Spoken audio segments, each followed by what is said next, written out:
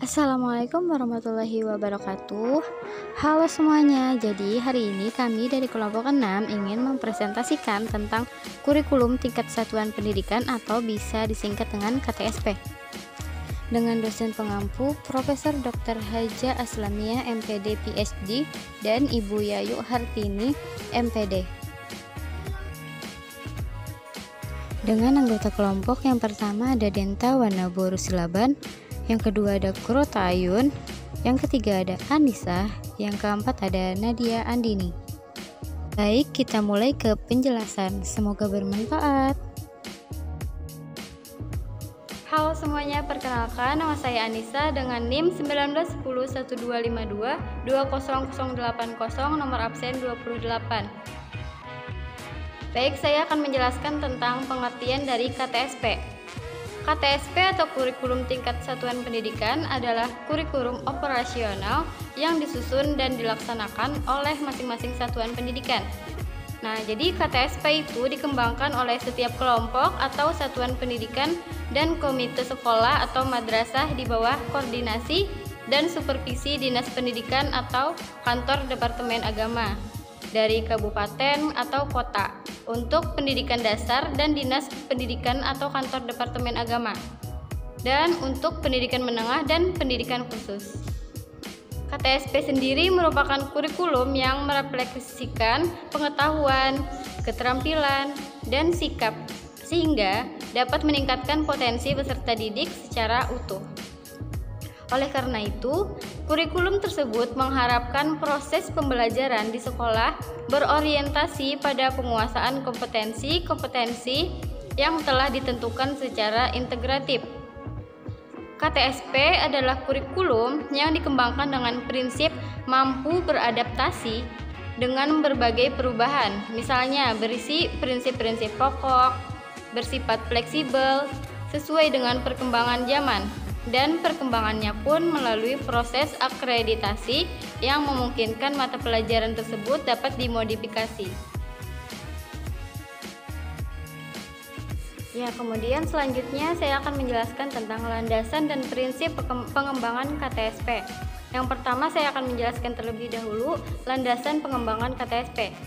Nah, dari beberapa landasan atau pertimbangan yuridis yang mendasari kebijakan pelaksanaan kurikulum tingkat satuan pendidikan atau KTSP tersebut ada beberapa macam. Yang pertama ada Amanah Undang-Undang Nomor 20 Tahun 2003 tentang Sistem Pendidikan Nasional. Kemudian yang kedua ada Peraturan Pemerintah Nomor 19 Tahun 2005 tentang Standar Nasional Pendidikan atau SNP. Yang ketiga ada Peraturan Menteri Pendidikan Nasional Nomor 22 Tahun 2006 tentang standar isi untuk satuan pendidikan dasar dan menengah. Yang keempat, Peraturan Menteri Pendidikan Nasional Nomor 23 Tahun 2006 yang berisi tentang standar kompetensi atau SK lulusan untuk satuan pendidikan dasar dan menengah. SKL merupakan kualifikasi kemampuan lulusan yang mencakup sikap, pengetahuan, dan keterampilan.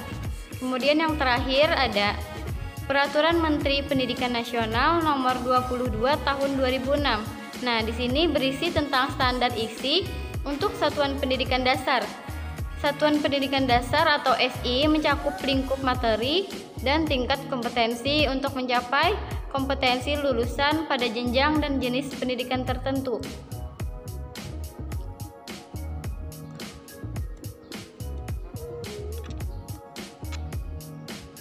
Nah, yang selanjutnya ada prinsip pengembangan KTSP. Penyusunan KTSP untuk pendidikan khusus dikoordinasikan dan disupervisi oleh Dinas Pendidikan Provinsi dan berpedoman pada SI dan SKL serta panduan penyusunan kurikulum yang disusun oleh BSNP. Kemudian KTSP dikembangkan berdasarkan prinsip-prinsip, yaitu ada beberapa macam prinsip-prinsipnya. Yang pertama, berpusat pada potensi, perkembangan, kebutuhan, dan kepentingan peserta didik dan lingkungannya. Maksudnya di sini apa? Maksudnya kurikulum itu dikembangkan berdasarkan prinsip-prinsip bahwa peserta didik memiliki posisi sentral untuk mengembangkan kompetensinya agar menjadi manusia yang beriman, bertakwa kepada Tuhan, dan berakhlak mulia, sehat, berilmu, cakap, kreatif, mandiri, dan menjadi warga negara yang demokratis serta bertanggung jawab. Kemudian yang kedua ada beragam dan terpadu. Maksudnya di sini, kurikulum itu dikembangkan dengan memperhatikan keberagaman dari karakteristik peserta didik ini. Misalnya seperti kondisi daerah, jenjang, dan jenis pendidikan, serta menghargai dan tidak diskriminatif terhadap perbedaan agama, suku, budaya, adat istiadat, status sosial ekonomi, dan gender. Nah, jadi kurikulum meliputi substansi, komponen, muatan wajib kurikulum, muatan lokal, dan pengembangan diri secara terpadu, serta disusun dalam keterkaitan dan kesinambungan yang bermakna dan tepat atau antar substansi. Yang ketiga ada tanggap terhadap perkembangan ilmu pengetahuan, teknologi, dan seni. Maksudnya di sini, kurikulum itu harus dikembangkan atas dasar kesadaran bahwa ilmu pengetahuan dan teknologi berkembang secara dinamis. Oleh karena itu, semangat dan isi kurikulum memberikan pengajaran belajar kepada peserta didik untuk mengikuti dan memanfaatkan perkembangan ilmu pengetahuan, teknologi, dan seni yang ada sekarang ini. Yang keempat, ada relevan dengan kebutuhan kehidupan. Maksudnya, pengembangan kurikulum dilakukan dengan melibatkan pemangku kepentingan, misalnya stakeholder, untuk menjamin relevansi pendidikan. Nah, dengan kebutuhan tersebut, termasuknya ke dalam kehidupan kemasyarakatan, dunia usaha, dan dunia kerja. Nah, oleh karena itu, pengembangan keterampilan pribadi, keterampilan berpikir, dan keterampilan sosial, keterampilan vokasional merupakan keniscayaan yang harus ada dalam setiap kurikulum. Yang kelima ada menyeluruh dan berkesinambungan. Maksudnya di sini substansi kurikulum mencakup keseluruhan dimensi kompetensi, bidang kajian keilmuan dan mata pelajaran yang direncanakan dan disajikan secara berkesinambungan atau secara menyeluruh antara semua jenjang pendidikan. Yang keenam ada belajar sepanjang hayat. Maksudnya di sini kurikulum diarahkan kepada proses pengembangan, pembudayaan, dan pemberdayaan peserta didik agar mampu dan mau belajar yang langsung sepanjang hayat. Yang ketujuh, seimbang antara kepentingan nasional dan kepentingan daerah. Maksudnya di sini kurikulum dikembangkan dengan memperhatikan kepentingan nasional dan kepentingan daerah untuk membangun kehidupan yang bermasyarakat, berbangsa, dan bernegara. Oleh karena itu, kepentingan nasional dan kepentingan daerah harus saling mengisi dan memberdayakan sejalan dengan moto Bhinneka Tunggal Ika dalam kerangka Kesatuan Republik Indonesia atau NKRI. Nama saya Nadia Andini, nomor absen 47, NIM 1910125320025. Di sini saya ingin menjelaskan tentang landasan dan rasional KTSP. Menurut Undang-Undang Nomor 20 Tahun 2003 dan Peraturan Pemerintah Republik Indonesia Tahun 2005 Nomor 19 telah mengamatkan dan bahwasanya setiap pendidikan berkewajiban menyusun kurikulum tingkat satuan pendidikan atau yang biasa sering kita dengar KTSP. KTSP ini merupakan operasional yang disusun oleh dan dilaksanakan di masing-masing satuan pendidikan. Penyusunannya mengacu pada beberapa peraturan yang dijadikan sebagai landasan hukum seluruh kegiatan sekolah, antara lain Undang-Undang Sistem Pendidikan Nasional, Peraturan Pemerintah, Peraturan Presiden, Peraturan Menteri Pendidikan dan Kebudayaan, Peraturan Kementerian Lingkungan Hidup, Peraturan Menteri Negara Pemberdayaan Perempuan dan Perlindungan Anak, dan Peraturan Daerah. Setiap peraturan di atas, penyusunan KTSP juga memperhatikan paduan penyusunan kurikulum yang disusun oleh Badan Standar Nasional Pendidikan atau BSNP dan pertimbangan dari komite sekolah. Di samping itu, penyusunan KTSP juga dikembangkan dengan memperhatikan profesi, minat, dan keberagaman karakteristik peserta didik, kondisi daerah, sosial budaya dan agama, serta relevansi dengan kebutuhan hidup dengan perkembangan ilmu pengetahuan, teknologi, dan seni, serta karakteristik satuan pendidikan. Pengembangan KTSP, di mana kurikulum dikembangkan dan memperhatikan kepentingan nasional dan kepentingan daerah untuk membangun kehidupan bermasyarakat, berbangsa, dan bernegara. Kepentingan nasional dan kepentingan daerah harus saling mengisi dan berdayakan sejalan dengan moto kita, yaitu Bhinneka Tunggal Ika dalam kerangka negara kesatuan Republik Indonesia. Prinsip pengembangan KTSP berpusat pada potensi, di mana perkembangan berkebutuhan dan berkepentingan peserta didik dalam lingkungan beragam dan terpadu. Tanggap perkembangan iptek relevan dengan kebutuhan kehidupan menyeluruh dan berkesinambungan. Belajar sepanjang hayat atau lifelong learning, seimbang antara kepentingan nasional dan daerah. Adapun prinsip-prinsip pelaksanaan KTSP yang harus kita laksanakan sebagai berikut. Yang pertama, didasarkan pada potensi perkembangan dan kondisi peserta didik untuk menguasai kompetensi yang berguna bagi dirinya.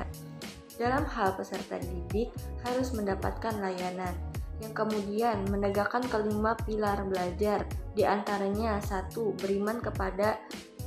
Beriman dan bertakwa kepada Tuhan Yang Maha Esa. 2. Belajar untuk memahami dan menghayati. Yang ketiga, untuk belajar untuk mampu melaksanakan dan berbuat secara efektif. Dan yang keempat, belajar untuk hidup bersama dan berguna bagi orang lain. Yang terakhir, yang kelima, belajar untuk membangun dan menemukan jati diri melalui proses pembelajaran yang aktif, kreatif, efektif, dan menyenangkan.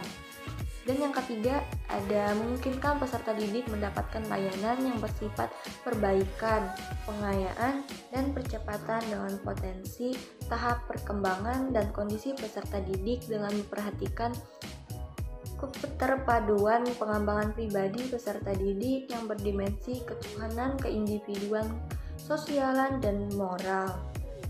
Keempat, dilaksanakan dalam suasana hubungan peserta didik dan pendidik yang saling menerima dan menghargai, akrab, terbuka, dan hangat. Dengan prinsip Tut Wuri Handayani, ing madya mangkarsa, ing karya tulanha. Dan yang kelima, dilaksanakan dengan mendayagunakan kondisi alam sosial dan budaya, serta kekayaan daerah untuk keberhasilan pendidikan dengan muatan seluruh bahan kajian secara optimal. Dan yang terakhir, mencakup seluruh komponen kompetensi mata pelajaran, muatan lokal, dan pengembangan diri diselaraskan dalam keseimbangan, keterkaitan, dan keseimbangan yang cocok dan memadai antar kelas dan serta jenis jenjang pendidikan.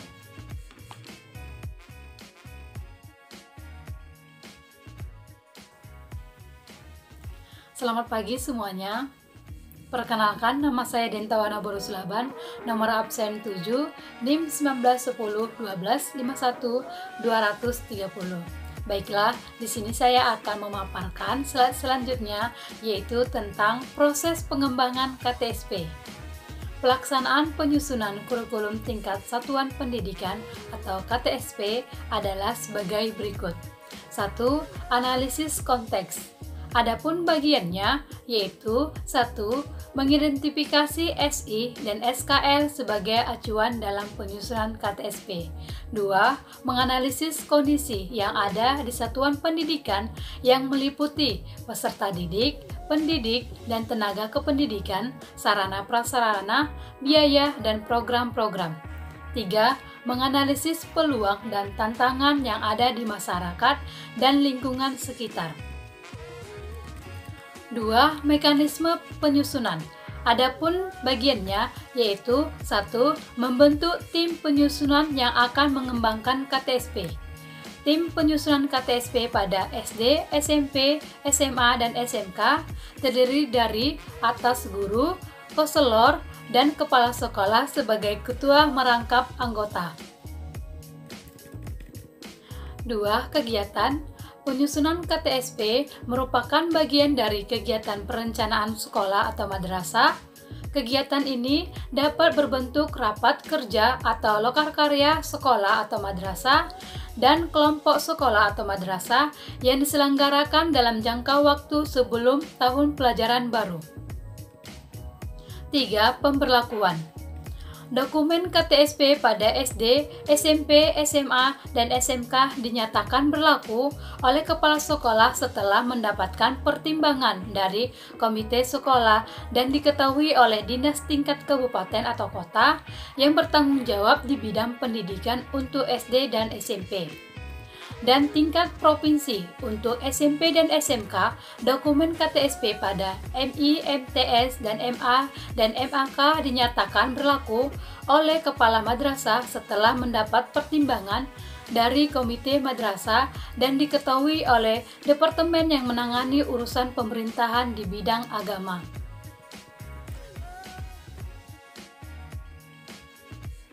Kita lanjut ke slide berikutnya, yaitu prosedur pengembangan kurikulum tingkat satuan pendidikan atau KTSP. Prosedur operasional pengembangan KTSP sekurang-kurangnya meliputi ada 4 bagian.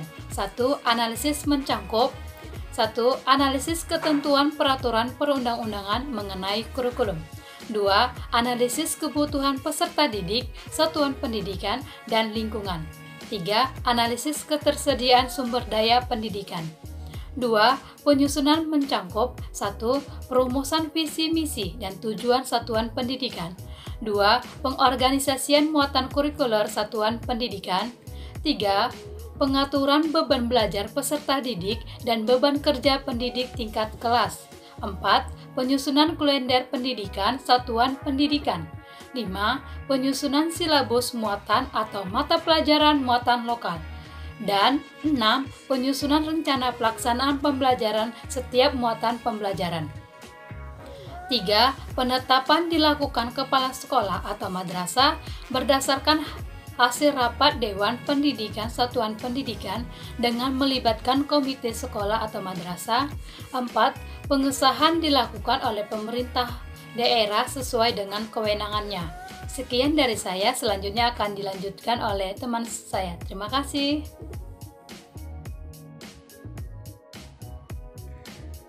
Ya, oke, baik. Di sini saya akan melanjutkan presentasi dari teman saya yang sebelumnya. Di sini saya akan menjelaskan tentang pengembangan silabus. Nah, teman-teman, sebenarnya pengembangan silabus ini lumayan luas materinya, tapi karena terlalu luas, jadi saya hanya akan membahas tentang langkah-langkah dari pengembangan silabus saja. Nah, teman-teman bisa lihat di PPT, pengembangan silabus itu memiliki beberapa langkah, di antaranya yaitu yang pertama, mengkaji standar kompetensi dan juga kompetensi dasar. Nah, standar kompetensi ini jika di KTSP masih ada, tapi kalau misalnya di K13 dia sudah ganti menjadi kompetensi inti. Maksud dari mengkaji standar kompetensi dan juga kompetensi dasar ini yaitu dia mengkaji apakah antara keduanya itu sudah memiliki keterkaitan di dalam satu mata pelajaran ataukah sudah memiliki keterkaitan di antara mata pelajarannya. Kemudian jika sudah, maka lanjut ke langkah yang kedua. Di langkah yang kedua yaitu ada mengidentifikasi materi pokok dan juga materi pembelajaran. Jadi maksudnya di sini diidentifikasi dulu apakah materi pokok itu sudah sesuai dengan faktor-faktor yang mempengaruhinya.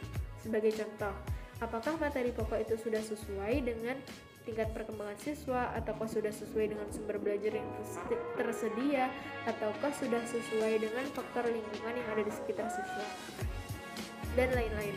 Kemudian lanjut ke langkah yang ketiga. Di langkah yang ketiga yaitu ada mengembangkan kegiatan pembelajaran. Nah, kegiatan pembelajaran ini dirancang untuk memberikan pengalaman belajar yang melibatkan proses mental, fisik, melalui interaksi antara peserta didik maupun peserta didik dengan guru dalam rangka mencapai standar kompetensi dan kompetensi inti gitu. Kemudian lanjut ke langkah yang keempat.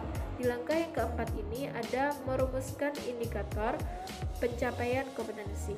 Nah, indikator pencapaian kompetensi ini dikembangkan sesuai dengan karakter peserta didik. Biasanya, indikator ini dikembangkan sesuai dengan kata kerja operasional. Contoh kayak C1, C2, C3, C4 yang teman-teman sering baca di RPP itu. Nah, lanjut ke langkah yang selanjutnya yaitu penentuan jenis penilaian. Nah, penilaian di sini sangat penting ya teman-teman.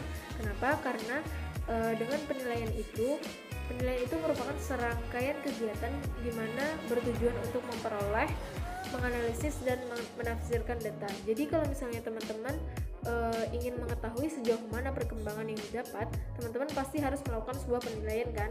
Nah, sedangkan penilaian ini harus dilakukan secara sistematis, tidak dilakukan hanya sekali saja dalam satu semester dan sebagainya, tapi harus dilakukan secara sistematis. Untuk itu, teman-teman dalam mengembangkan silabus ini harus melakukan penentuan jenis penilaian terlebih dahulu. Kemudian lanjut ke langkah yang selanjutnya. Di langkah selanjutnya yaitu ada menentukan alokasi waktu. Jadi menentukan alokasi waktu ini merupakan suatu kegiatan di mana kita menentukan perkiraan waktu rata-rata dalam mengajarkan suatu materi atau dalam menggambarkan kompetensi dasar kepada peserta didik gitu. Jadi teman-teman perlu menentukan alokasi waktu terlebih dahulu. Kemudian lanjut ke menentukan sumber belajar. Jadi sumber belajar itu merupakan rujukan, objek atau bahan yang digunakan dalam suatu kegiatan pembelajaran. Jadi dalam kegiatan belajar mengajar nanti, teman-teman harus mencari terlebih dahulu sumber belajar yang akan digunakan, dan sumber belajar itu nanti akan dicantumkan di dalam pengembangan silabus atau dicantumkan di dalam silabus begitu. Nah, itu tadi langkah-langkah dari pengembangan silabus. Boleh next slide. Iya, ini dia slide selanjutnya. Saya akan menjelaskan tentang siapa saja sih peran-peran atau pihak-pihak yang terlibat dalam penyusunan kurikulum. Teman-teman bisa langsung cek di PPT. Yang pertama yaitu ada administrator pendidikan. Administrator pendidikan ini memiliki peran sebagai yang menentukan dasar-dasar hukum dari kurikulum, yang menentukan langkah dan juga menentukan program inti dari kurikulum itu sendiri. Kemudian yang kedua yaitu ada peranan para ahli. Nah, para ahli di sini memiliki peran sebagai pemberi bantuan pemikiran. Jadi pemberi bantuan pemikiran ini bisa didapat dari ahli kurikulum maupun ahli dari disiplin ilmu. Kemudian yang ketiga ada peran dari guru. Nah, guru di sini memiliki peran sebagai pelaksana kurikulum di sekolah-sekolah. Kemudian yang selanjutnya ada peran dari orang tua. Nah, orang tua di sini memiliki dua peran. Yang pertama yaitu peran penyusunan, kemudian yang kedua sebagai peran pelaksana. Nah, kalau peran penyusunan di sini memang tidak semua orang tua turut serta membantu. Hanya yang memiliki latar belakang saja yang bisa membantu. Sedangkan untuk pelaksana di sini sama seperti guru, tapi jika guru itu merupakan pelaksana di sekolah, sedangkan orang tua merupakan pelaksana kurikulum di rumah begitu. Kemudian yang selanjutnya ada peranan dari komite sekolah. Nah, komite sekolah di sini memiliki 4 peran. Yang pertama yaitu pemberi pertimbangan. Jadi komite sekolah itu memberikan pertimbangan dalam penentuan dan juga pelaksanaan kebijakan pendidikan. Kemudian yang kedua yaitu peran pendukung.